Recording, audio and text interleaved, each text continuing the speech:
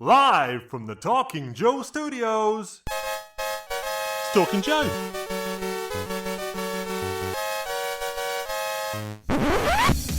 Talking Joe is on the air. Hey, Talking Joe fans, it's Mark here. And this episode we're doing something a little bit different. We have got a behind-the-scenes look at Real American Hero issue 288. What we're going to be doing is having a discussion with Kewber Baal live on video, on tape. Me and Tim will be having a in-depth discussion about his background, how he got into art, his history with G.I Joe, and the process of making this issue, 288, which features a spotlight on Falcon. So, sit back, relax, and let's get into the discussion. We'll be back again very soon with our normal style show where me, Tim, and another very special guest will be digging into the detail of 288, the I Spies, the Error Detectives, the Hammerisms, and all the rest. But for now, let's dig into it with Kewber. All right, stop. Whatever you're doing, TJ's back, the airwaves were chewing, rocking. A G.I Joe podcast, interview special, questions will be asked. Will it ever stop? Yo, I don't think so, not as long as someone's publishing Joe. Artists, writers, G.I Joe fanboys, let's get this thing started and hope we don't annoy our guest in the studio right now. They've come in for a chat discussing when, where and how. Probing, we're going in deep. Anything left, we might as well be asleep. Questioning them about the G.I Joe history. Unwrapping answers like a whodunit mystery. TJ interview. TJ interview. So it's me and Tim, and we're here with a very, very special guest. We'll pop him into the stream in just a second, but I'll first do the blurb. So, our special guest today is Kewber Baal. Brazilian Kewber's breakout book was Jenifer Blood for Dynamite Entertainment in 2011, and since then he's been working on books such as Army of Darkness, Kiss, Vamperella, James Bond, now, most importantly, G.I Joe. He's coming live from Brazil, so let's give him a big Talking Joe welcome. It's Kewber. Welcome onto the show. So I can tell that you're in the depths of a very cold Brazilian winter, Kewber. Is that right? He is not. It's our work outfit. We have no outfit. So when we spoke to Nitho Diaz, a fellow Brazilian, not too long ago, he described the working environment as hot as hell. What's it like in Brazil at the moment? Yeah, Brazil is hot as hell, and I live in the most hottest state in Brazil. Wow. Here we have I don't know to convert Celsius to Fahrenheit, né? It's the temperature there, né? But here we use Celsius. We usually have 35 to 40 degrees Celsius. Well, sorry for my accent, but it's 95 degrees Fahrenheit or 104 degrees Fahrenheit. What is in Kelvin, Tim? Kelvin. Let me just consult my educational notes, yeah. reading. No idea. That's Are okay. Are you near a beach? Are you near a park? Are you near a forest? What's your neighborhood like? No, here it's about 2 hours from the ocean. Mm-hmm. So it's above a small mountain. So here is not exactly the beach temperature or whatever, but it's not, here is not so hot. The beach is most hot. Okay, it's hot. You can have an idea. In the main city of my state, the capital, we put the food outside our home, we start to sweat. Just put the food. Seriously. We need to take almost 3 or 4 showers for each day. Are you in a big building? Are there tall buildings near you? Are there small buildings or houses near you? What is your neighborhood? What's your city like? Oh, no, here is I'm in a house. In a house, And just are one floor. you in Campina Grande? Yeah, Is that right? big fields. Translating That's to what it English, means. big Big fields. fields. Yeah, Campina Grande. Very good. Okay, Here so it's like Texas. I don't know what reference for UK, but because I have more contacts from United States, but there it's like Texas. I have been to Texas and I know people who live in Texas, so I understand. yeah, I think the people is the same. Are the same. I don't think we've got an equivalent in the UK. It's too small to have the hot bit. It's all cold and rainy. But there we go. I thought I saw you holding an Apple Pen. Yeah. Are you holding an Apple Pen? Do Yeah, you draw? I'm using an iPad. Do you draw digitally? Yeah, but just about 1 year. Okay. I am drawing digitally because I was getting many opportunities of jobs, and here in Brazil and also in the publishers in United States. So I was think that I was needing to device to make my work faster. So I decided to try it last year, and there was a work some time ago that needs to be digital because the complexity of the what the writer was asking for. So I decided to try it. I bought this is the best iPad. It's not the iPad Pro because here in Brazil the most expensive iPads is here in Brazil because all the fees taxes it's horrible to buy things here. Mm-hmm. So I bought the iPad 7 and I cried like in fetal position during 3 or 4 days because I thought I was spending money for I think that not worth for. But there was a blink in my head and I just learned. This is how this is working. Well, The clicks very fast. yeah. Do you miss drawing on paper, touching an actual surface, an actual ink, or actual pencil? Well, since I bought this iPad, I never draw using a board and for more than 1 year. Okay. Because I thought looking at the GI, because you posted a little video on your Twitter of you inking a panel of Falcon. And I thought it looked like it was traditional pencil on paper that you then scanned and were inking digitally, but that was all digital. No, was it was all digitally. Oh wow! Okay. I don't use more paper board anymore. But since 20 we don't know how to say the years, but 2007 2007.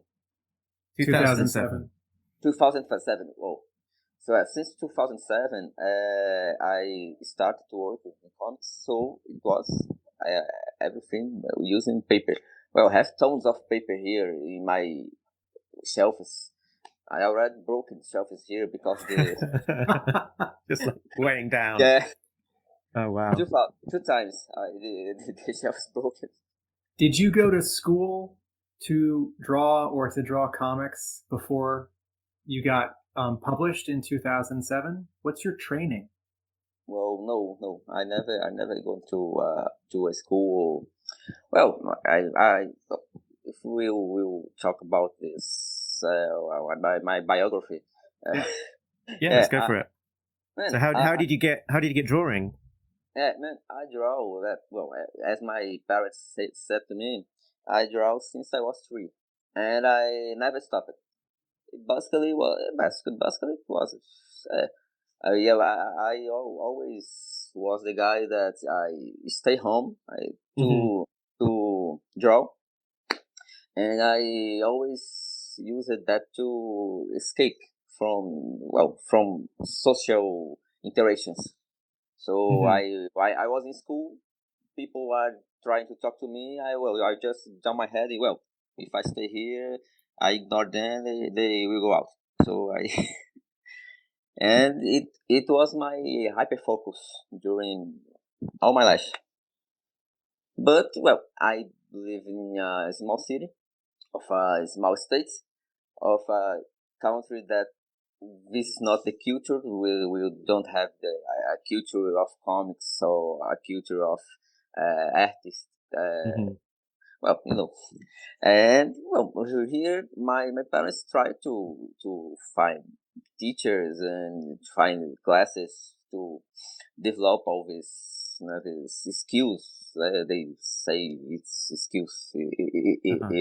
Well, here they just found nothing here, and they don't know what to manage this. So just just let me there, and I just keep drawing.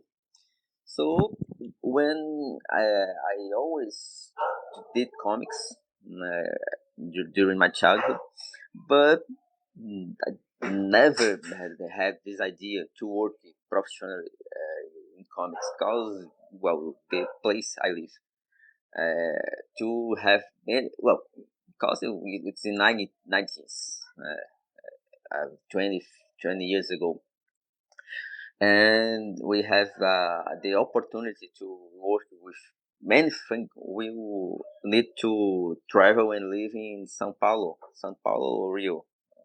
Also, there is the focus of the development here in Brazil, and well, I knew I will never live there, so never tried. But this changed when I was in university, high school. After high school, we go to university. There, don't know the name in English and in UK English, but well, like when a college, maybe. Yeah, college, college or university. Yeah. college university. Well, yes. When I come to college university, I try to do science of. Oh, my English is horrible. Sorry, but Okay. I think it's science of computation. Okay. Computer science. Computer science. Well, okay, here is literally translating science of computation here in Brazil. But computer science, computer science. Well, I joined this university, and well, I knew the social media was starting. So it was in 20 and in I think the start in the beginning of the century and to 2001, and the social media was just emerging, and internet here in Brazil is starting to be a popular thing. That was easy to sign a connection to the house. Before that, it was impossible. There was not internet in 90s, much more for colleges and enterprise companies. Yeah. And well, social media starting. We starting here in Brazil the Orkut. Don't know if you remember there Orkut. Orkut name? No. It was the first. It was the first social media here in Brazil. The Orkut. Don't know the name in English, but The early ones in America were Friendster. Friendster. Like Friendster. MySpace. MySpace. Yeah, Yeah. well, yeah. Some years ago, some years after, the MySpace started to emerge here in Brazil, but well, it was not popular. But it was the Orkut, and there we find I and my wife it was the accounts there, and we found communities of comics, and there we realized there were many Brazilians that worked with comics in United States, and well, it was the moments that I thought, well, Brazilian do this. I didn't know that, and the funny part of this is because Brazilians in that time they adapted their names to be easy to pronounce in English. So we have the credits in comics in the English names. Well, we never could realize they were Brazilians. So it's really funny the adaptation. It's like the name the guy is here. It shows there they just put Joe. He literally translates to Joe the name. Pronto, Paulo is Paul. Pronto, and well, it works. But it it was the same thing I just said before. They need to go to São Paulo. São Paulo or Rio is the main focus of the where the things work here in Brazil. But with internet, I found that were agencies but the professionals to work there, and I started to try. Well, I said, well, they have emails account. Well, I tried to talk to them, and it was the first kick in the back I had because everybody that answered me, that replied me, said I don't have skills to work with comics. I have problems of anatomy, problems of perspective, problems of everything. Basically, two of the agents said to me, I need to try other workouts. So I think I'm really unsubordinated. And I said, well, if I can try an agents, I'll try to talk to publishers. And I started to research around all the internet, and I found forums, I found the publishers, I found contacts, and I started to post some jobs, some works, some pinups, some drawings of superheroes and of characters I created during my life, and I have the first contacts of people asking me if I do pages. Nice drawing here. Do you work with pages? How is your page hate? Oh, don't know. I didn't know what is page hate. I did I didn't know English in that time, never English. So I got the first contacts, and well, I I accept. I want to work with comics, and there were Brazilian writers or readers. Writers. Writers. Yeah, a Brazilian writer was trying that time to send a story to a indie publisher in United States it will be published that time, and but no money. There was no money, and I say, well, let's go. I do. At least I will have a publisher work. It's a good beginning, to show to other contacts, and we did this work. It was published.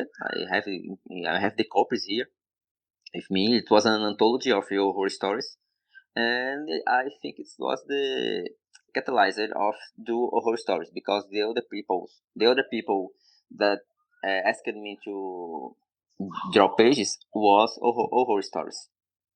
Yeah, everything. I was the guy to do horror stories. So during 7 years, I was working on indies with indies publishers and indies writers in United States. And well, it was the first time I tried to get contact to an agency again.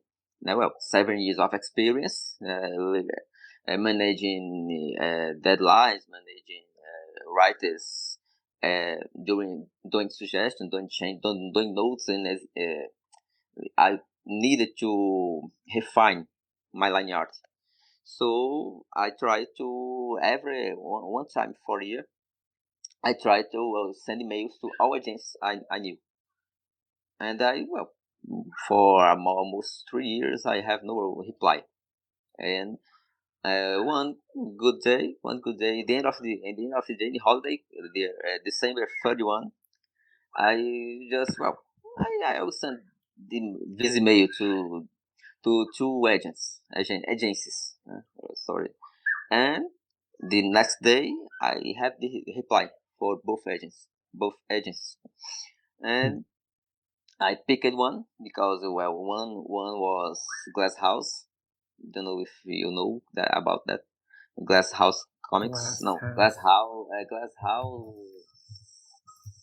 Glass House Oh, Comics. you know, Glass House Graphics. Graphics. Yeah, Glass House Okay. Graphics. And but this is an American agency. So I was thinking, I prefer to have the agency in Brazil because they were getting gigs for Brazilians. So the other agency was here in Brazil, the extinct Art and Comics. It was the name here, and I did the first test for DC Comics. Well, I did not uh, got any job, so I tried the first test for Jenifer Blood for Dynamite, and also I did not get the job, and yeah. That's why in Jenifer Blood, if you take a look, the first arc of Garfield is we have three artists because the first artists they quit, and I did the first test, and I did not be approved, and they got another artist, and the other artist don't know what happened with him. So some months after, I was still doing gigs for indie writers and indie publishers, huh? And in some months I drew new pages, so I thought, I will show this new page for my agent, and I sent an email with new stuff, and he said, "Wow, cool, hey, you wanna do that test of Jenifer Blood again?" Oh yeah, sure. So here's it. Here's the script. Chose 3 pages and sent to me 2 days.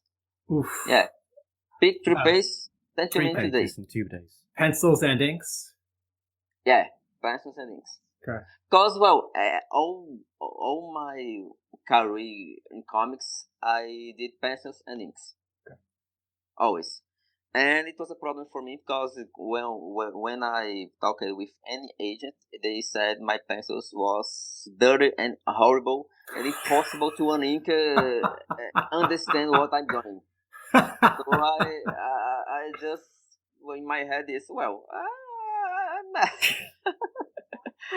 I think I've never had a job in DC or Marvel or any of the biggest publishers because they need a pencil. My pencil is horrible, and mainly because I don't do pencils. I just do hooks and sketches, and I just ink. When I ink, I will do really what I am thinking to do. So if I do the pencils for any other inker else work on that, I will lose time to refine the pencils and do clean the pencil. Well, it's worth for me to ink my own pages. So when I did the first test, it was the DC Comics test was pencils, and I was not approved. And but Dynamite, it was the first time it was pencils, but I think if I remember, the second time I did the test was inking the page, and it was that I remember a number of pages, more pages than days to send the deadline to send them. And well, it was I was already used to work at midnight and don't sleep. I have problems of sleep. I have some conditions in my brain. Well, we can talk about this if we want later. And I don't sleep so much. I sleep about today. I sleep about 3-4 hours per day. So that time I was sleeping. I was sleeping more time because I don't have so much jobs or so much deadline to hit. But it was the first time I started to really not sleep and get all midnight from to the sunrise, working Sunset. until sunset. Yeah. And it was a funny moment. I'm talking much about this because it was a funny moment. Because in this day, the last day, I was trying to finish the page to send in the next morning. Yeah, the electric energy just Oh, you lost power. yeah. The electricity cut out. Yeah, thanks a lot for for teaching to me about how to speak some terms, because it's difficult to me to talk in Portuguese. You can imagine English. No, you're doing Yeah. very well. You've used the word catalyst, Oh. catalyst, or I can't quite remember the Brazilian for catalyst. It's my. So how did you finish your 3 pages? Yeah, I had to finish with the 3 pages with no power, and well, I got lots of candles. Yeah, it's about 15 candles, 14, 50 candles. In the dinner room, in our dinner room, the table was a round table. And well, I did a satanic ritual. A satanic ritual? I put the candles around all the table. I remember I lighted up one yes and one no. I was alternating the candles because I was worried if I light up every candles at the time, the candles will just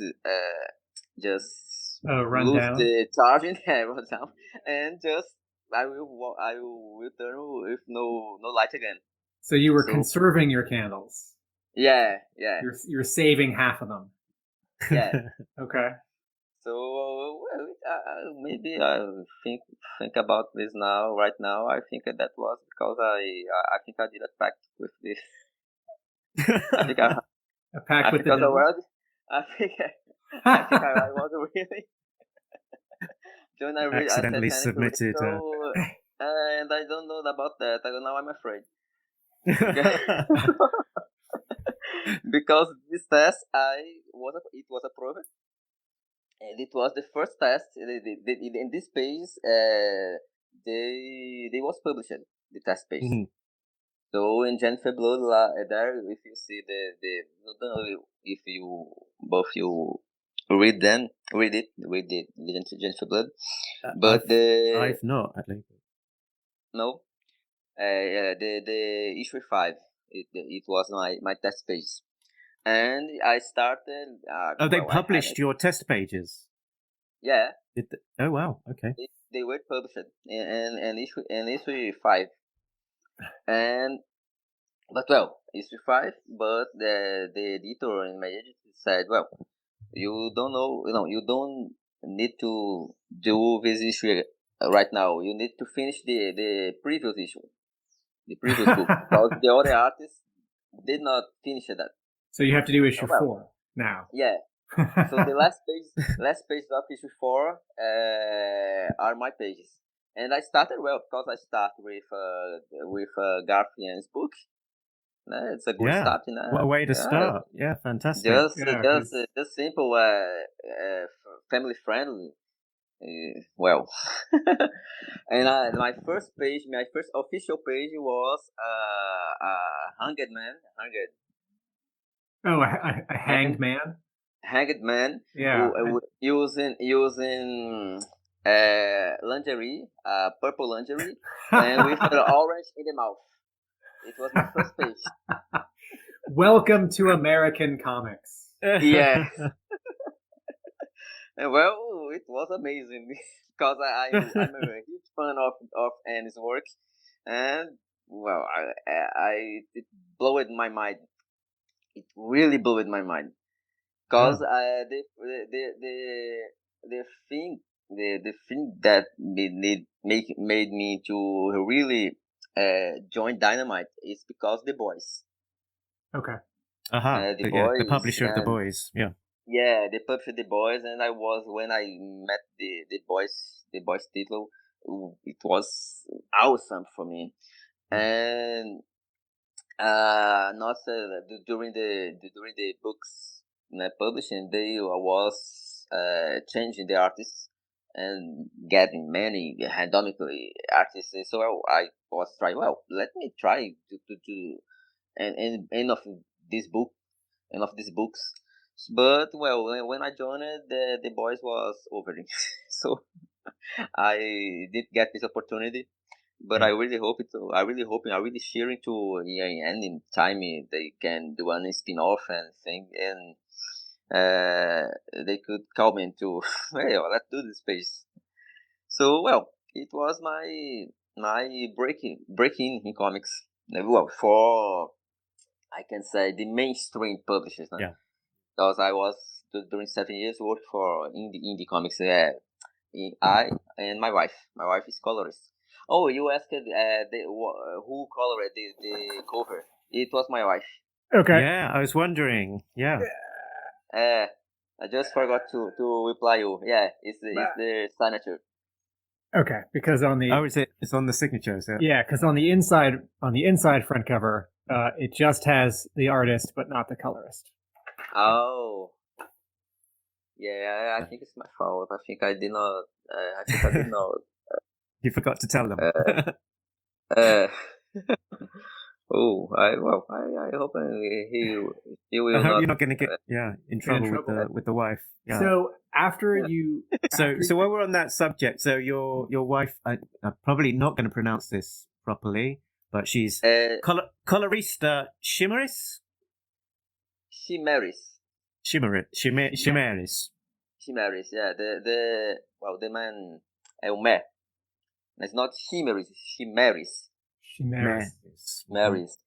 And the pronoun of Baal here is Baal. Kewber Baal. Baal. But in any country, here the people don't know. even in Brazil, people are a bit like not quite sure. Yeah. Okay. Our name is too. Neither in Brazil people know how to pronounce. So it's difficult. And did she become a colorist because of your involvement in comics, or was she already a colorist when you met? Oh no, yeah, we started to work together because when I started to try to find jobs of comics.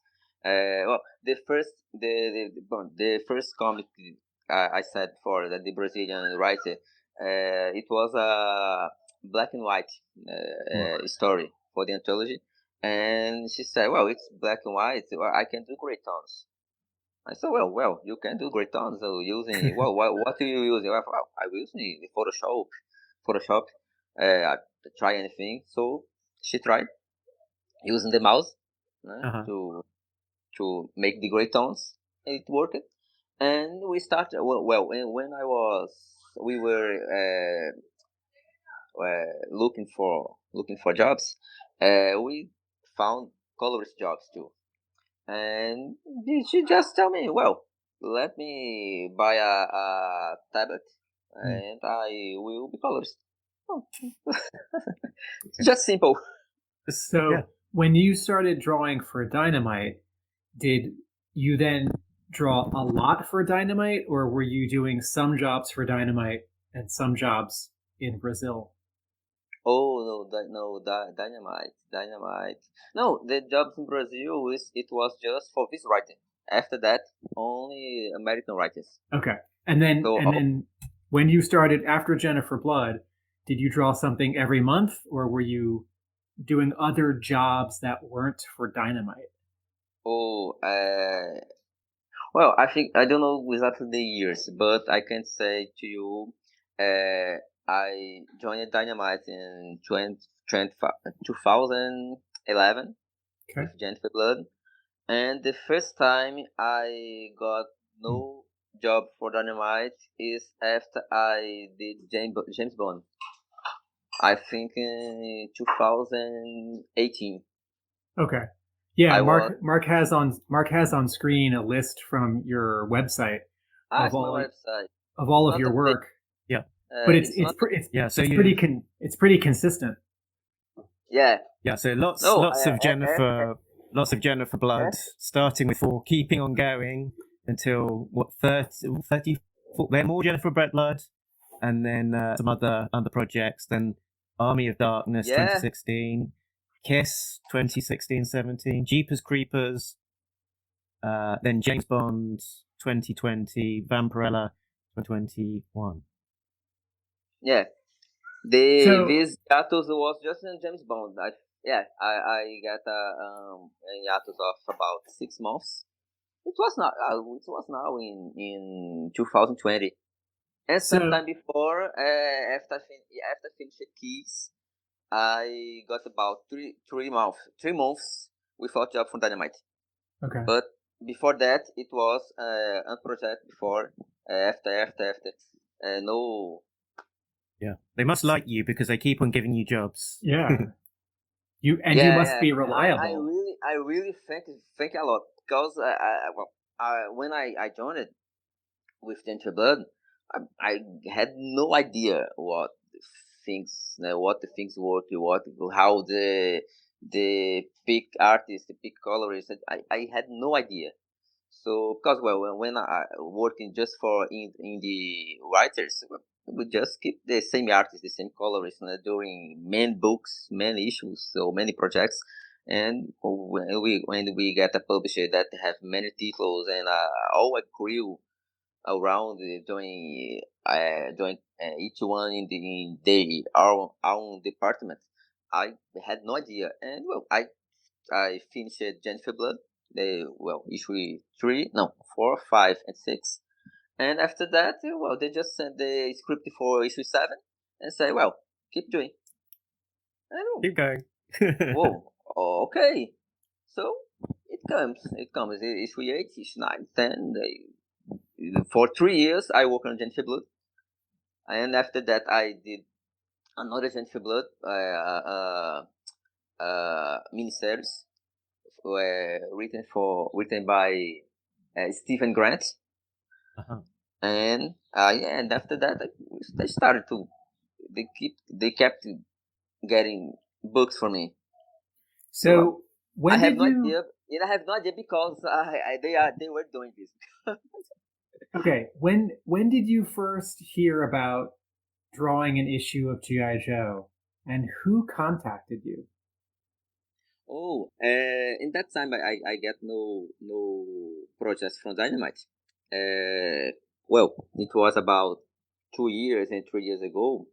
I needed to. Well, let's try to send and think to other publishers. Before that, I didn't have interest because I was working for Dynamite. Oh, I don't know if I don't know how things work, but I don't think it's good. We have a job and try to look for other jobs. For in my opinion, it's like I'm not doing the fair value to the job I have. So while I was in Dynamite, I much difficult to try to find another job. And in meanwhile, I just quit the agents too. I was in that agents that they get this job for me to join Dynamite for about 3 years, I think. Yeah, about 3 years. And after that, they had situations with the publishers, with Dynamite and with the publishers, and they started to remove all the artists from Dynamite, the crew, and the agent just called me and say, well, you will go with us or you will keep with them. And I say, well, I had family, I have a kid, I had bills to pay. Unfortunately, I can't just quit them. Well, they accepted me. They were getting books for me to draw. So I know that I can't just quit and say, well, you just chose. So I quit the agents to stay with them, and it was during all these years. So just some years ago, about 3 years ago, it was the first hiatus I had from Dynamite, because the schedule. Well, when I finish a book, all the projects from them were all filled. So I was needed to open any other project to call me back, and I had to start with the Dynamite editor, and they said to me, "Well, I think you need to try out other thing out here." So well, I just think, well, I'm really in a problem now because I don't have a way to do it. I don't have contacts, so I got the publisher's emails and the Facebook accounts, and everything. Well, I could tell them, and started to send my portfolio of Arm of Darkness and Green Hornet, the titles keys, some pages of this, and colored pages, because many of these projects my wife colored them. So well, I tried to get job for both of us, and well, we had no reply. Sorry for about this, but I just think, well, why fuck it? I will starve and sleep in the street under a bridge, because I will not have to get another job. And I think there was any other thing I could learn or get a job with out of comic industry, because I had no jobs before I had start to work with comics. I just start with comics, and so I don't have a historical of a career of jobs, of traditional jobs. So I really didn't know what to do. But Dynamite came back. They called me to start another project, and after that they started again to send to me projects one after one after one. I really think a lot, and just this year I got an email of Tom Waltz, the editor of one of the editors of the IDW, and just they told me, hey, are you available to draw G.I Joe? I just say, well, yeah. Simple like that. It was in September, if I remember, August or September of this year. Well, just get this email from him. Yeah, are you available? Well, I was doing at that time 4 projects at the same time. Yeah, I done four projects. Actually, I was doing 5 projects at the same time, but right now I'm in 3. So well, I said, yeah, I have a spot for one more project. And be sure for that. Just add it onto the pile. So and the project shelf. Yeah, you put your iPad on your shelf. iPad. So well, I accepted the project. So Tom said to me, well, you can start with a cover. Yeah, I can start with a cover. So I drew this cover. You show it. Show it up. There we go. And yeah, wrong one. This one. Yeah, they sent all the reference for Falcon. Yeah, many reference I designed. It was this cover. It's a fun thing, because I was in my kids institute. They do therapy, and I received this email. Yo, you can do a book of G.I Joe. Well, yeah, I can do it. So can we start with a cover? Yeah, I can start with a cover. Let's do it. So they sent an email. Well, here is the references. This is our main character that will feature the book, and I think to do a cover about like this pic. They showed me a pic of a guy holding I don't know the name, a machine gun, a fuzil. It's not a shotgun. Holding another weapon, and an helicopter in the background. They said, well, you can do a guy like this one with this holding a falcon holding his weapon as a shotgun, and in the background the helicopter must be this helicopter. They sent me a reference. So in about about 30 minutes, I just did this sketch and say, well, it's like this. I don't say, well, whoa, it was fast. Well, I had time. And so was that a rough, or that was this picture? yeah, Was I got reference. I got the picture, and just if I remember, I did a sketch before. I did a layout, like that. So so he said, "Oh, it was fast." Well, yeah, I am fast. I got time. I always have time. So in the other day, I think I think it's the same day. In the night, I just did the dispenses that I sent to them, and his reaction was the same. He was, "Oh, really fast! You do it." Yeah, I'm fast. I remember he said, "Well, I did discover for about one day of the month. But I think they did me they set to me a deadline. I think about I think 15 days or 20 days. And for the whole issue. Yeah. So Okay. I did the but they gave you 15 days. 15 days to draw the 20 pages? No, to draw the cover.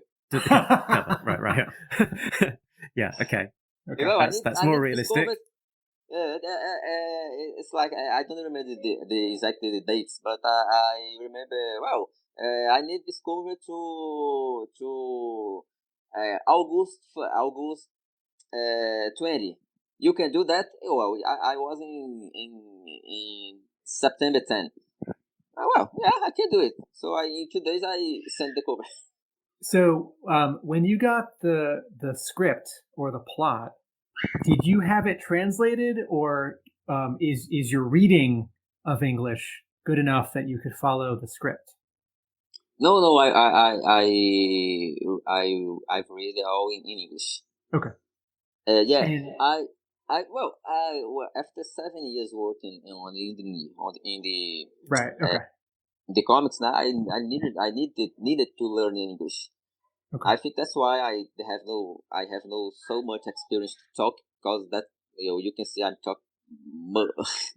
Is that now? You talk very well. You're mostly reading and drawing. You're not spending as much time talking. Yeah. I can read it and I can write in English perfectly, but Okay. I don't listen well. Well, I don't listen well in Portuguese too, and I don't talk so well. So, can we go back for a second? So, G.I. Joe has been around for 40 years, and there are a couple hundred issues of these comics that have come out before, and there's the toys and there's the TV show. Did you know G.I. Joe before this? Yeah. How? Well, I didn't know exactly there were comics.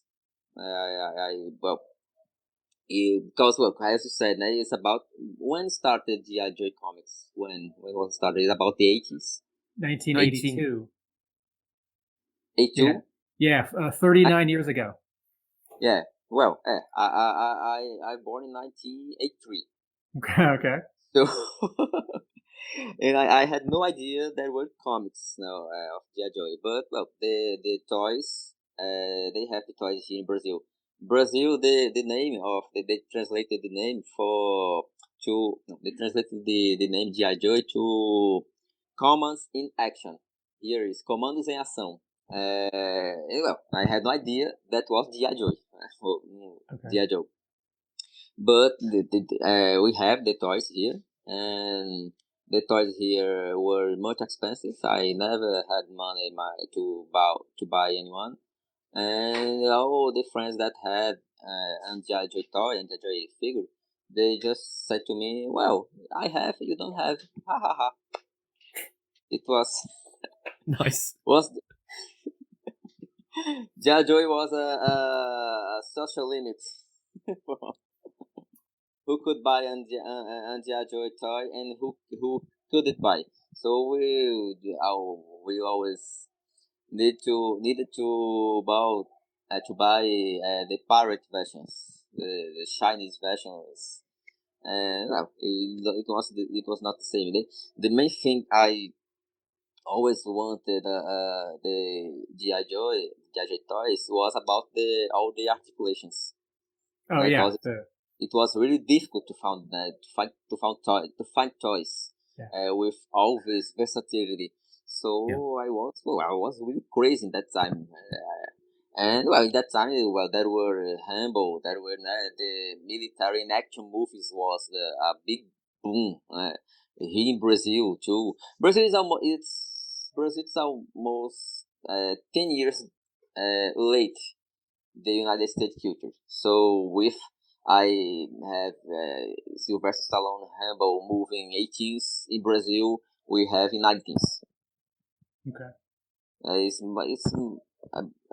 basically this. And and yeah, don't know. And I don't have a really a place of speech for this because before I was really a kid. I had no idea what was happening. But I watched movies since I was 4 or 5, so in the 80s, and so I think I'm not sure, but I think it is Brazil is a bit late, about 10 years.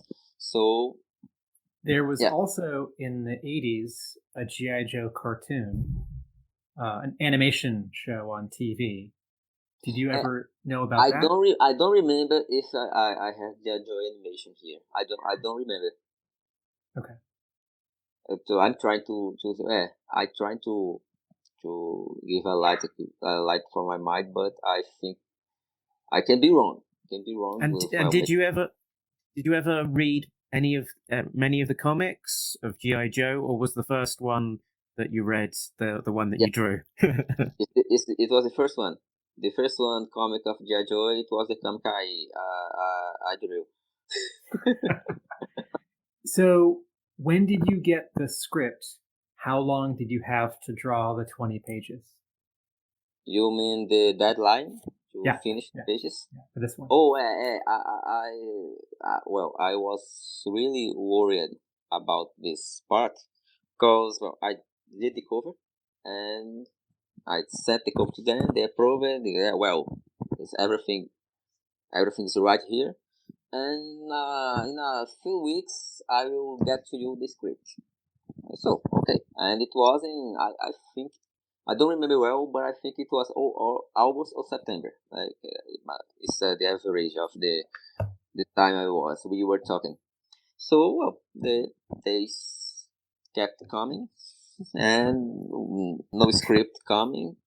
I don't know. I don't know tone. I don't know how they work. I will not.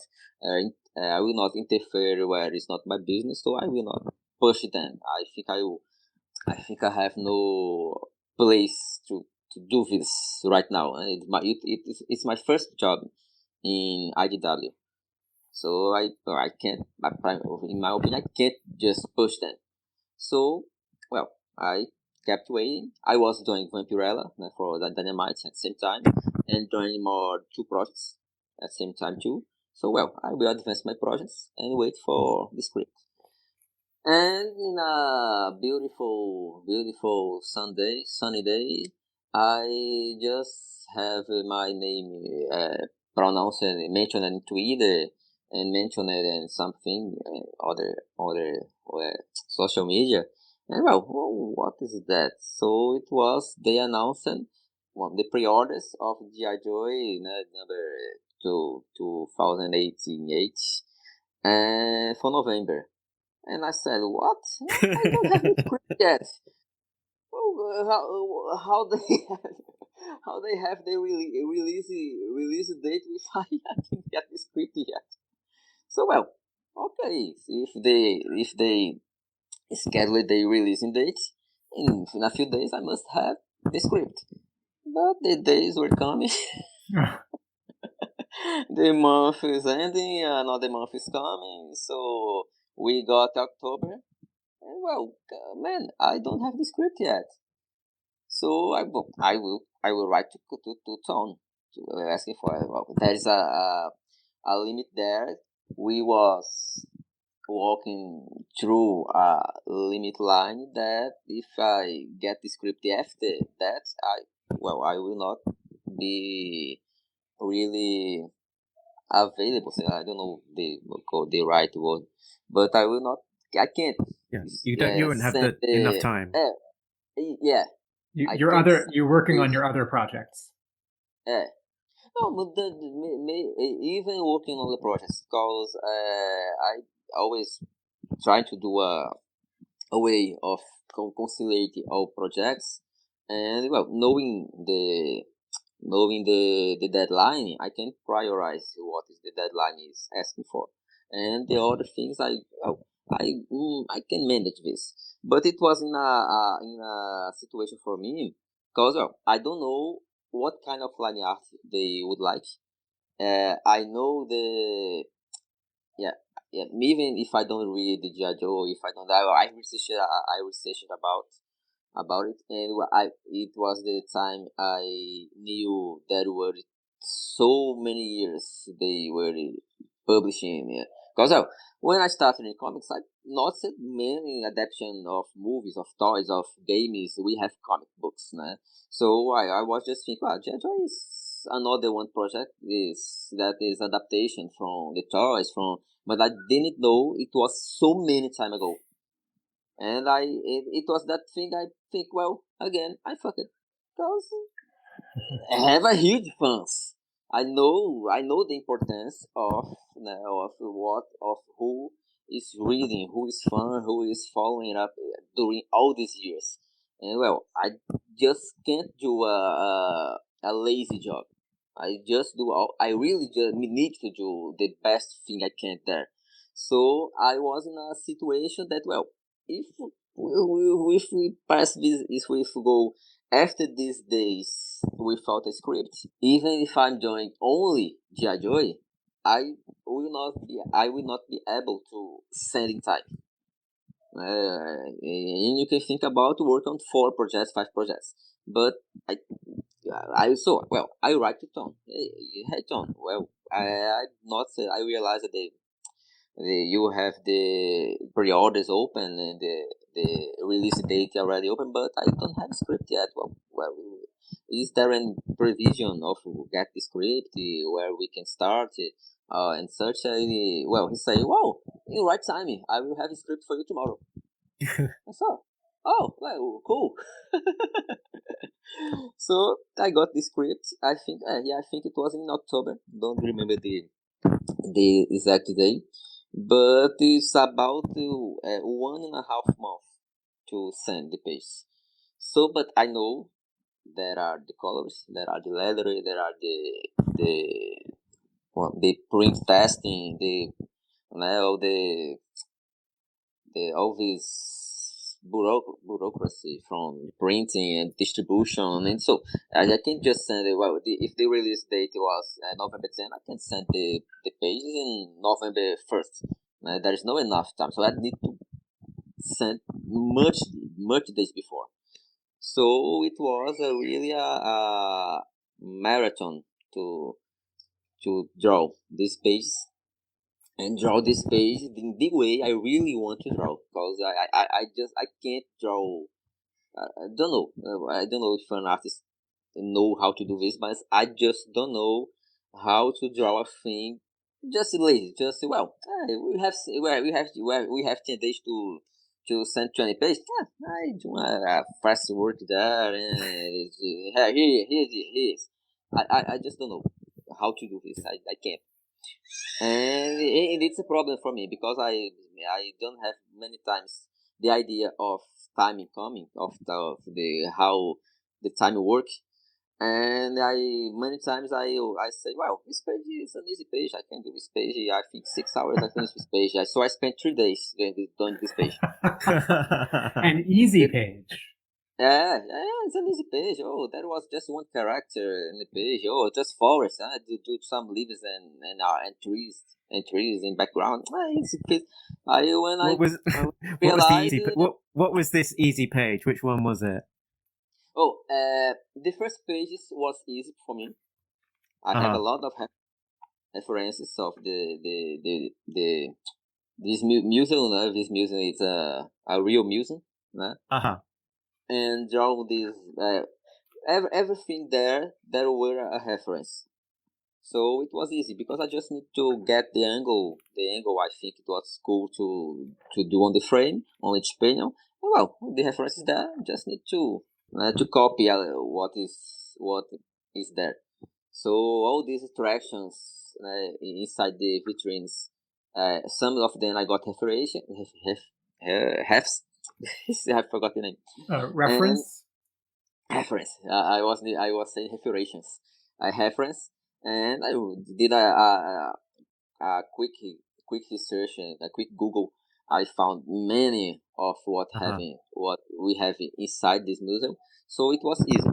And the next pages it was also easy because we have no backgrounds, just simple things there, and it's a face-to-face conversation, so it's good to work with angles, work with close-ups and zoom in, zoom outs to have a more dramatical and dynamic scene, because conversation scenes many times could be boring to read.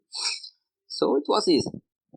The real problem was when it started with the action, because I had no reference of the characters. Have generic reference. Well, the anime is like that. They send about 4 pics with many guys. I need to design each guy. I will design each of these guys to with one. It's another problem I have. I don't know if a problem, but for me it's a problem because I spent many time with this.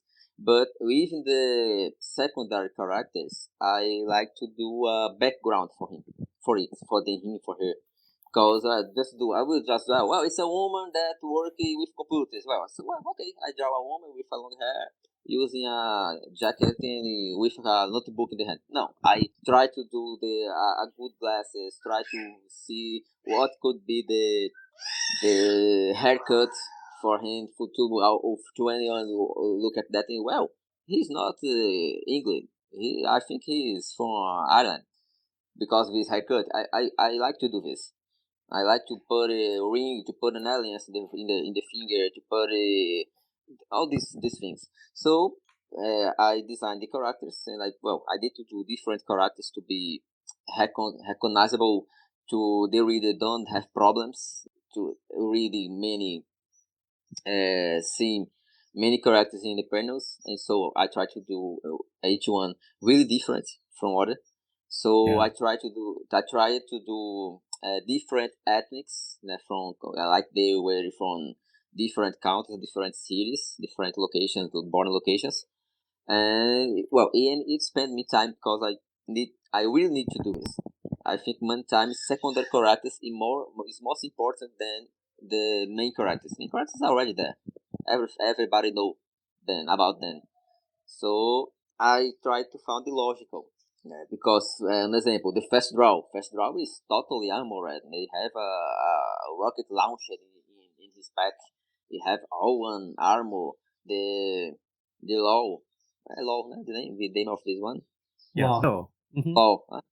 Order is the dog. Law. Law. Well, they have a helmet, but they were prisoners. So I always write to Tom and to Lito and to all people involved, and ask, well, they are quite prison. It makes sense they have the helmet. Yeah. They don't have the helmet. So I spent about 2 days trying to location how is the haircut of Law, because we have just images of the helmet. And so I found a toy of him without the helmet. Whoa, it's his haircut. It's the color of his hair. So I tried to find fast draw without all this helmet too. And well, why not say, whoa, his haircut is the same haircut from the law. Oh, and now what I will do here? So well, I will try a different haircut, uh, just a bit different. So, but his haircut is the same of Falcon haircut. So, well, I have a problem here. I'm trying to draw different characters, so they are almost the same. But so I removed the armor from the fast draw because they lost for me. If he's a prisoner, they will not keep him armored and with a rocket and a gun in his waist. So I removed everything. And well, I tried to understand how his clothing works to make this coherent. So well, it was the solution. I got. Yeah, This is the I time. like the way that Fast Draw looks without all of his extra bits. I think it was a nice You like? touch to. Yeah, Oh, I thought it was great. Yeah. thank you.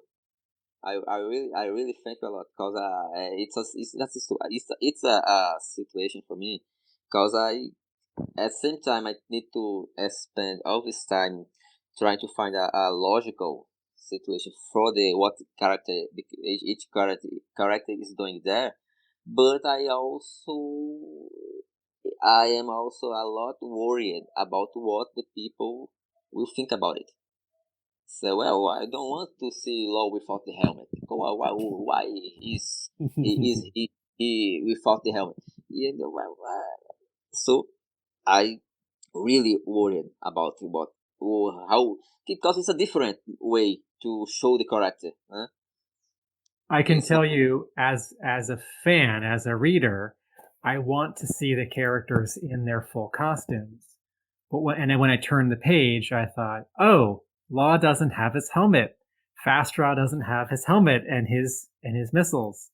But then I thought, well, they're prisoners. They shouldn't have that stuff. So you are correct, sir. Oh, thank you. Thank you. Okay, well, we have to have a good balance. What is could be logical and what the readers want to see. So, but I really worried about this. It's a thing that make my mind really stressful because I worried about what the fans, the people that really buy the comic. Well, I want to show to them a good story. So all the narrative, all the storytelling there, because I don't know if know about Larry Hama scripts, but his script is really open. They not. I don't know if you know about this. Well, I also didn't know. I just knew it. I just knew it after I received the script. But it's really open, and the script had no speech. I just didn't know what the characters are talking. So I need to read each panel. Well, what is expression he is doing there to be consistent with what he's speaking. And well, geographically, I also need to do a thing that geographically we could understand what is happening there, mainly in the action scene. Action scene, I can just do wow. One guy is firing up, wow, and hit the other guy. The other guy fall. The other guy fire up. We need to understand what happened. So I also mapped all the swamps, where is the sun, and I was trying to think, where each character is now in this panel, even if it's not appearing in the panel. But I was thinking, well, what if this guy is doing now? Well, this is here, and right now in this panel, this guy is shooting that other guy. The other guy is dodging and hiding. But well, in the other character, now he is there. He's here. So when he appears, well, he appears in panel 4. He appears in this position. So I was trying to do this to make a reasonable situation there. And also, I this is the part where I think this is, well, fast is action. We have no background, it's just some trees. It's really easy to do. I can do all these 4 pages in 2 days. I am the guy. So I realized I was in 6 days, and looking at the page and thinking, well, what I will do right now. But it's it's much uh, it's much grateful for me to.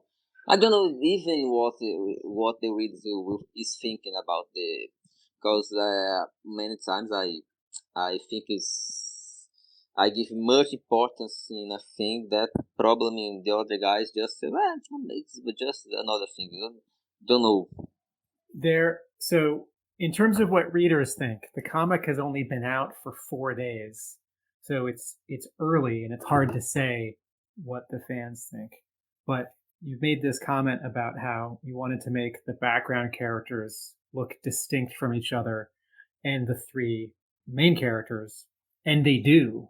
Like, Fastraw has particular eyebrows, and his nose is shaped differently than Law. Law has thinner eyebrows, right? Fastraw's nose is a little bit more convex. Law's is concave.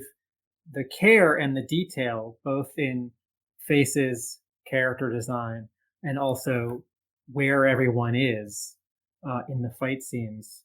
It is clear from reading the comic that you were being very careful and putting a lot of work into this. This is a very satisfying issue of G.I. Joe. Some of that is the story, but a lot of it is the art. And there are lots of issues where someone draws a good job, but maybe they didn't have as much time, or maybe the job is a little less important to them. And in this issue, it does show through that you put a lot of hard work into this issue, and you did your best.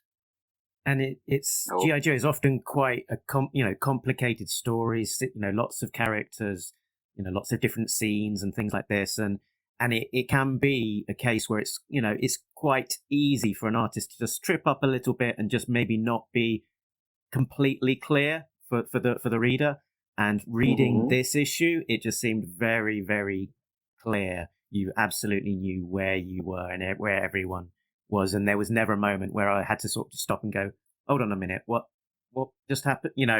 It felt like a very, very smooth read beginning to end, that it all made complete logical sense, and it just felt very sort of a very fluid, natural kind of issue, that there wasn't any kind of stumbling blocks or things that would potentially confuse, and yeah, the clarity, often the art, if a good job is done, sometimes you don't necessarily think about the art too much, because it's a tool that works completely, and you don't have to think. It's kind of when something goes wrong, you go, what's happened there? But yeah, very, very clear, very good looking storytelling. So yeah, very happy with the art on this issue. Oh, thanks. We thanks a lot. It's much grateful for me to hear this feedback. To know what I tried. It worked, and I had no reference because as we talked some time ago before, I didn't read any of the G.I. Joe books, and I know who was the previous artist. I don't know who were the previous stories. I have Nothing. I just get the script and say, well, I need to work from here. Because it's not exactly because I don't give importance who was the previous that. No, it's because that time I was without time. I Yeah. had no time there, and I was doing Vamperella, I was doing the other projects, and I was really worried and send a bad job, and send bad pace, and it and also about the professional thing, because well, it was the first time I was called to from IDW to do a job. Hey, if I do a generic work, well, they will not call me again. They will not. The feedback is not good. They will not call me for another title, another project. If I was to guess, looking at the comic, I would say, yeah, this is drawn by someone who really knows G.I Joe, because there wasn't really Really? a foot, foot put wrong. So I wouldn't have guessed that G.I Joe was new to you. I was kind of expecting you to say, yeah, massive fan, read it all. Oh, So yeah. Every project I do, when people will call to me, will talk to me about the project, they think I was a huge fan of this project. I was. It would happen with if James Bond, if it happened with Jeepers Creepers, it happened with Kiss. You're Uh, not a big Kiss fan? no, I'm not a big Kiss fan. I know everything about Kiss. No, I don't. But I know there are people that wow, know yeah. everything about Kiss. So in my head, I need to make this guy happy, not the guy that Kiss, yeah, man. No, not this guy. I need to make this guy happy. This guy that I need to see that, and I am seeing that. And this is for all projects I get. So, and I have a hyperfocus problem. So I absolve everything. I think I don't know say if good or bad, but I absolve and learn things really fast. In a way that, well, I have a G.I Joe project. Well, I do back everything. I go to all websites. I go to forums. I go to what people think about it. I always do this when I get a project that franchise. Franchise that already exists. So I need to get this previous feedback to know how to innovate that, what I can do for new on my part. But this was the problem of G.I. Joe because I had no time. I tell Huh? you what, though, you did take time to draw some very good dog panels. You're a man that knows how to draw a dog. Oh, I hated the dog. Oh, I hated. I think there were only two dogs. I thought, well, this is good. This is good. But after I finished the book, I reviewed all pages and I said, man, I need to change this dog. But I had no time, and I didn't change it. So the dogs, well, if you like the dogs, thank you a lot because I didn't like the dogs dogs. dogs are difficult to draw, right? Particularly, different angles, in action, attacking people. But I think the dog lore here looks about as good as it's ever been drawn. To be honest, there's Oh, as I was flicking through, I was thinking, yeah, that's some and, good dog shots. and the dog is difficult because I need to do some expression at the dog, but it's not a cartoon. Yeah. So it was 2 stars that will not match in his book. So I was really, well. If you have an idea, what was difficult to draw the last panel with the dog, Right. last Okay. panel, because he's barking, but he's barking agreeing with what they were talking about. So the dogs understand the conversation, and he's make a thumbs up. So how I would do a dog like this?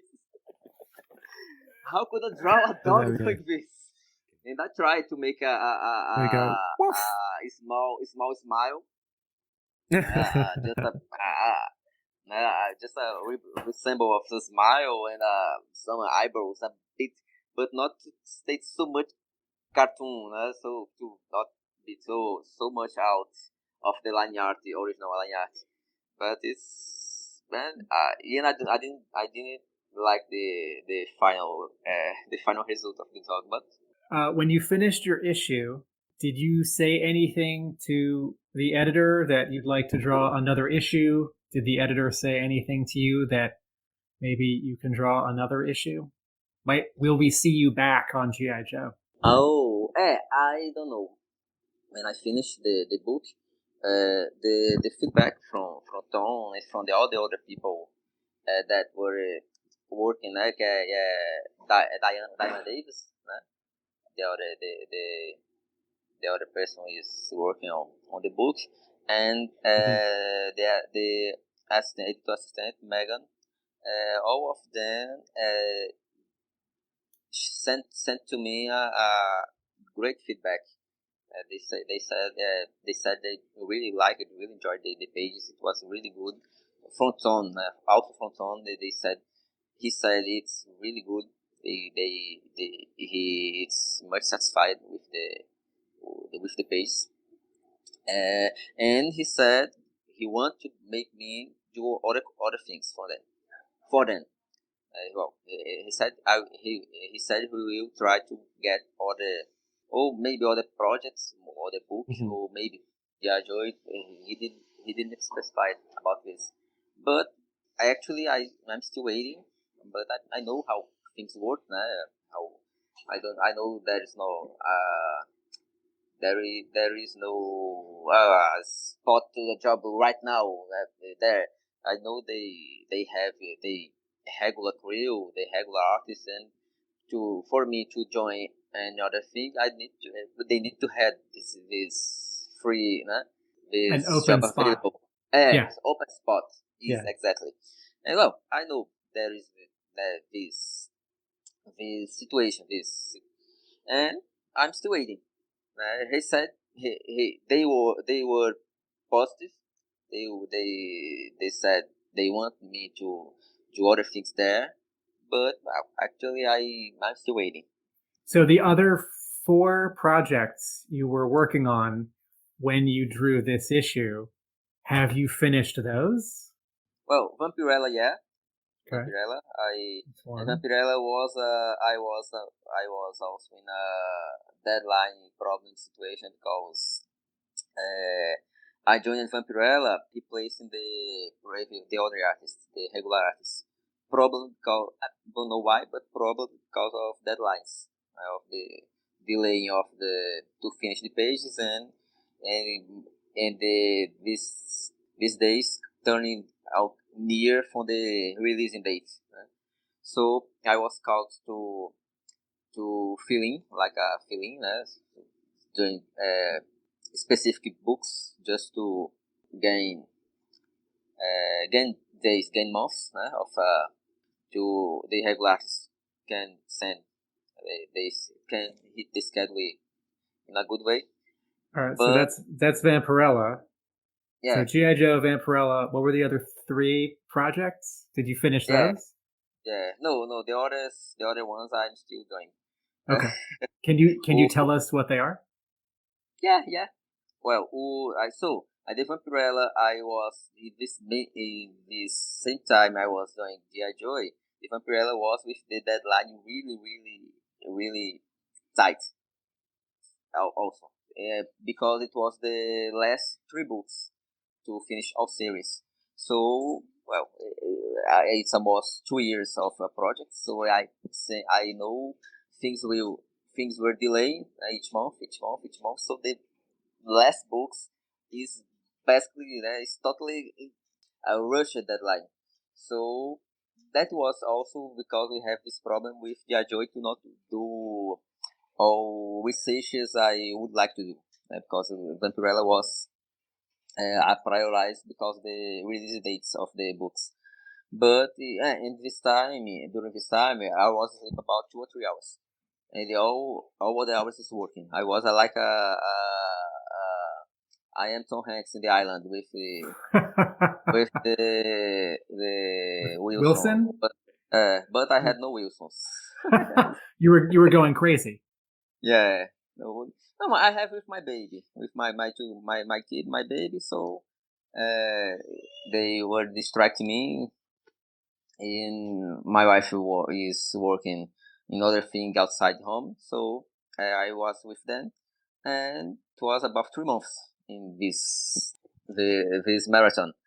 And boom, well, Vamperella is it's over. I am already doing another thing for Dynamite right now.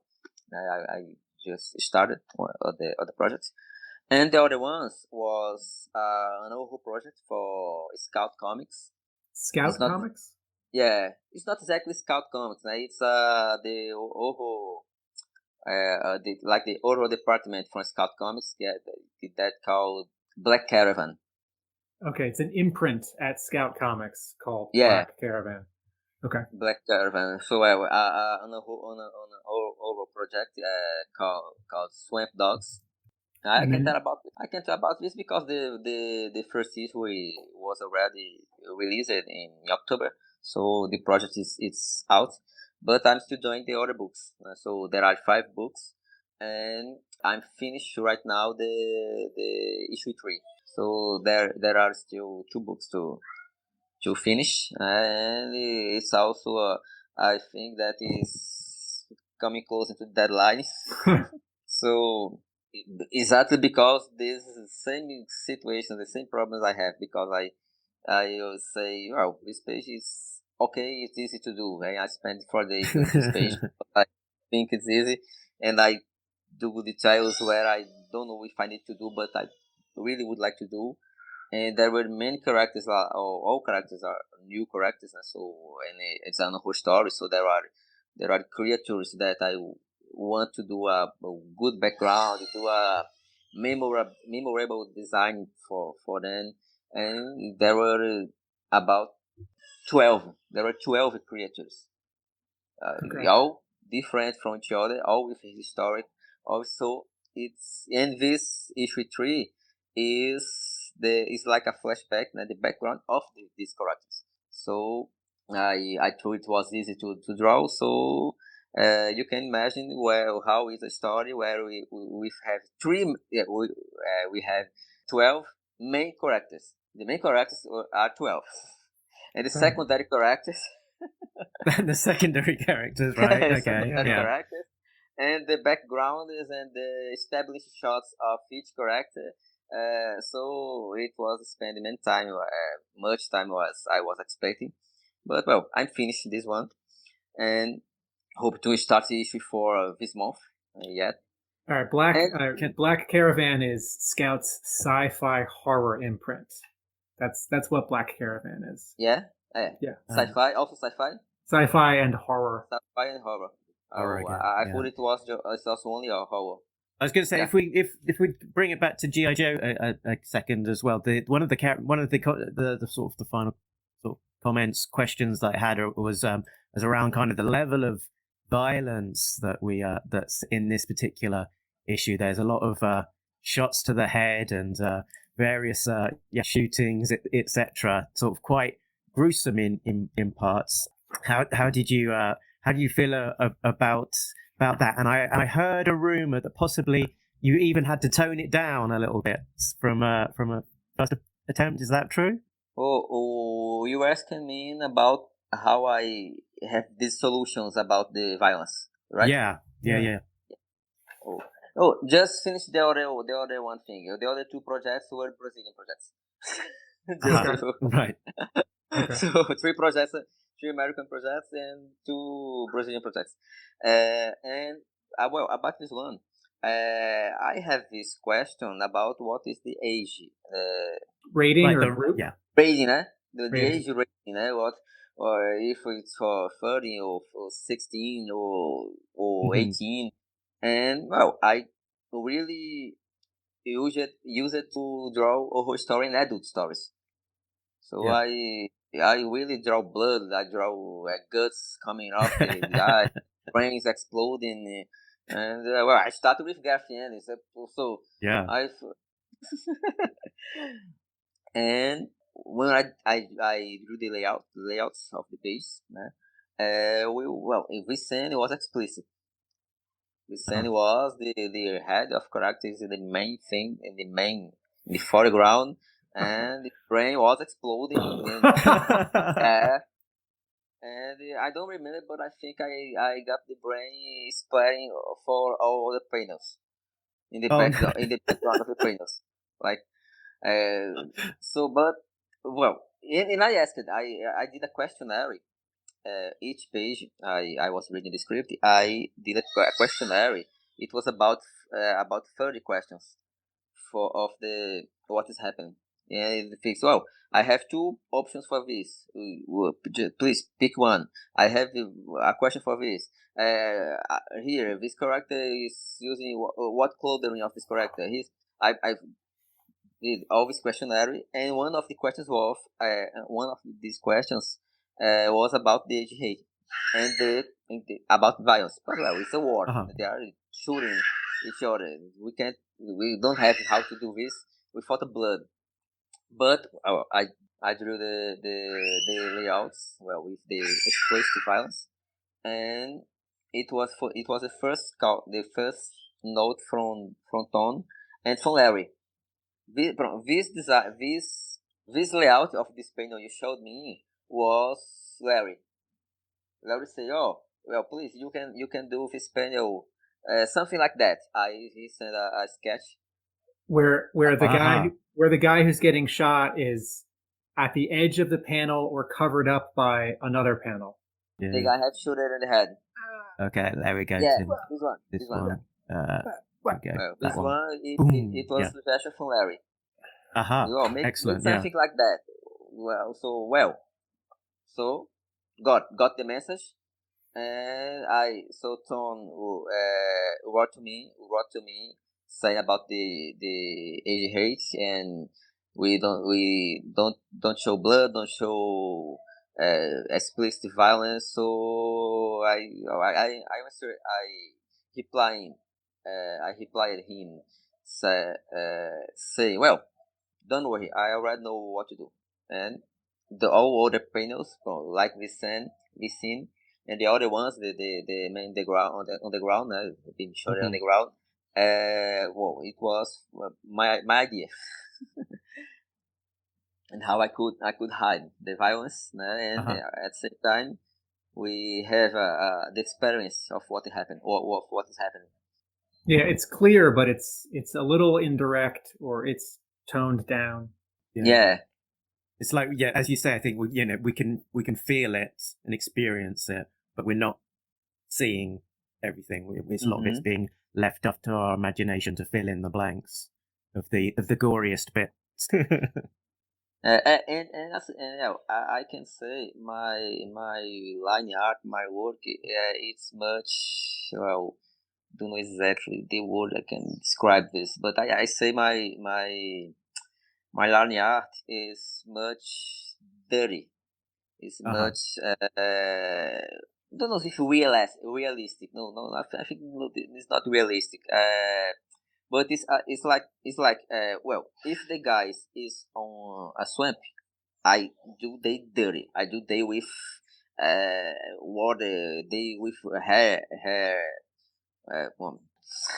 Their hair is matted down. It's wet. Yeah. If they were in a place with much sand, I draw them dirty of sand. I always try to do this. So I don't know if if the age hate was funny. I think how a kid will read this, because they are dirty there, they are in a swamp, so they have swamp water flowing down the clothing and the chin, and I do this. From because I think it's visually it's good. to see. It's good to we have a real idea of what of what is happening there. So if I draw it clean, corrected, it's not the same thing. So I can tell this in Vamperella. There is a most many blood. So I draw in Vamperella has sucked up neck now of a guy in the first page. I draw all other pages. She's all dirty of blood. All dirty. Her head is shagged. They don't have a brush to keep her hair beautiful. So it's a mess. When the villains took Law's helmet and Fast Draw's armor, they also took their brush. Yeah. That's actually what Law has in his holster. He doesn't have a pistol. He has a hairbrush. I think they thought, well, he can't use a brush is a weapon, so let he keep with that.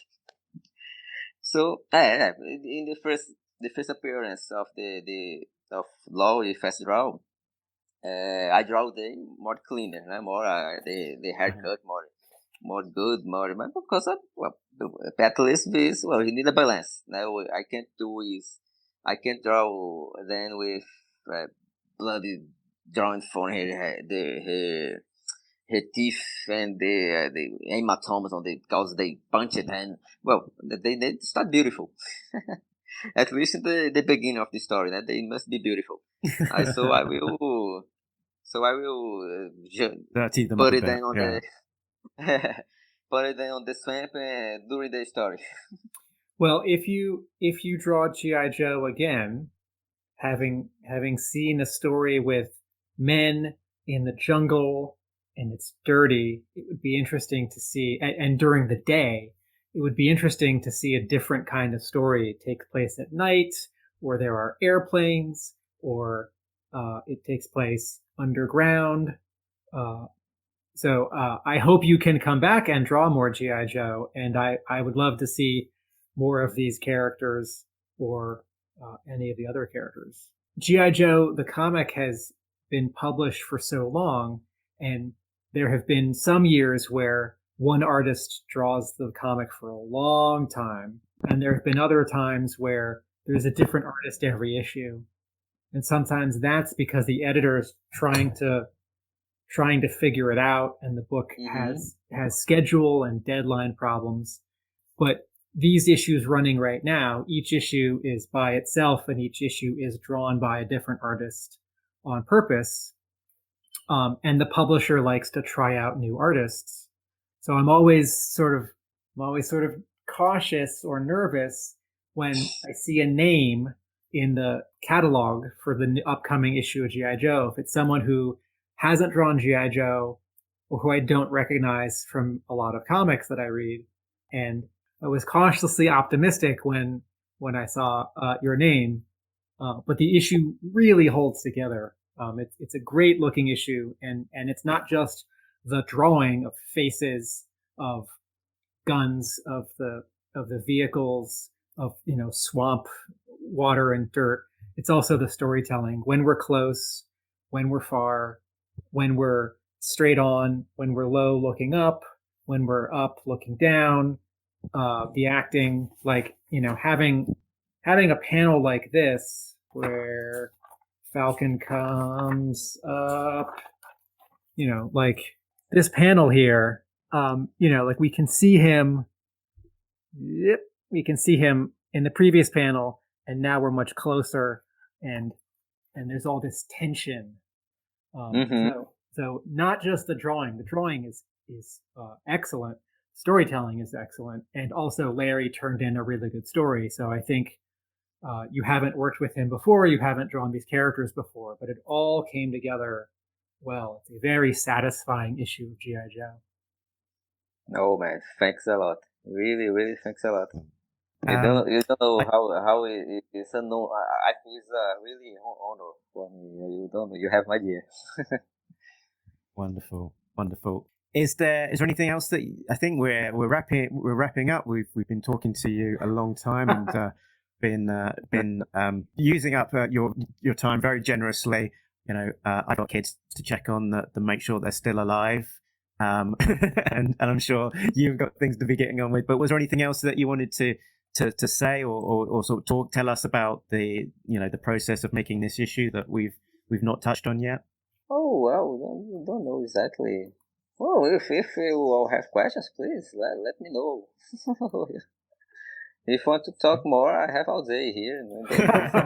Are you sure you don't have a deadline on a lot of pages to draw? No, I always give away. Don't worry about that.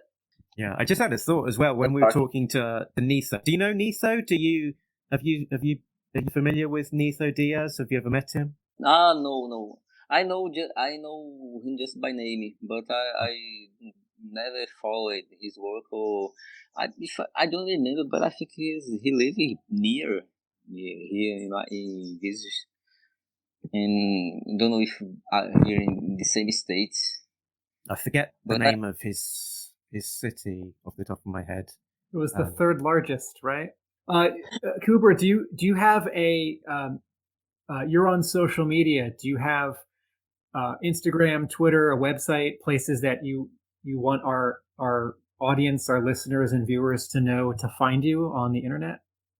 Yeah, my main social media is actually in Instagram, because I don't have my brain don't work to manage social media. So I have a website, but this website was not updating. I think about 3 years. Well, see, and I said you, I see you were accessing it and get the project now, the bibliography, but it's not even updated. I had a DeviantArt, an account on DeviantArt with a portfolio, but I don't know even if it exists yet, because it's about 9 years I don't update that. So what is your Instagram? Where can people find you there? Yeah, my Instagram is Kewber Baal. It's the same name. This screen will be shown on anything. But because I've seen aqui kewberbaal.wordpress. Well, it's this name, Kewber Baal. It's fine to find on Instagram. I had a Twitter account, but I don't post so much. Usually I just repeat what I'm posting on Instagram. I post on Instagram and Twitter. Well, it's a lot of work to manage more than one or two social media accounts. Yeah, and you've got some drawing to do, so. Yeah, this is a problem, because anything. Well, if I will dinner, I think, well, I'm losing time right there. So I forget to eat, I forget to sleep, I forget to everything, to go get out home. I forget to pay bills. I have this hyper focus on what I'm doing and what I'm working. So it reflects on my social media. So many times I do 3 posts in a day, 3-4 posts. So after that I stay 1 week posting nothing. So I don't know if it's good or bad. And also I just have social media because to try to show my work, because I know I need this to people following and like my work and try to get the books I draw, not because they like what they're seeing. If I don't disclose what I do, no one will know what I do. Yeah. But just because of this, man, I had that Orkut, that I said before. After that, I just created a Facebook account because I had a problem with a script. I thought I was not understanding what to do there, much detailed. And in that time, the people said, "Well, the writer had a Facebook account. Talk to him." Oh man, I don't have a Facebook account. And the guy said, "What? You don't have a Facebook account?" No. Man, you need to have a Facebook account. No, I don't need. So I created all these accounts just to contact the writers and contact the editors and this kind of stuff. Mm-hmm. But like right now, if I need to manage just one, at least one, I can manage that. So it's the Instagram. Yeah. And so need to follow updated work is on Instagram. also, make sure that I share this on screen as well, because when I first sent an email reaching out to you, and you said, "Oh, sorry, it's taken ages to reply." It wasn't even that long, but I'm sorry, I've taken ages to reply. And you attached an image. I was like, "What? You sent me a picture of Falcon? Have you done this just for me for the reply?" And you're, yeah, just to say sorry for taking so long to email. So that's very cool. Thank you very much for that. But yeah, have to definitely share that with everyone because it's a nice little illustration there of Falcon. Well, I thank you for all this patience because I spent many days to reply an email, and well, you all wrote me some days before confirming to do this podcast today, and well, I answered you yesterday at night. I think it was at night.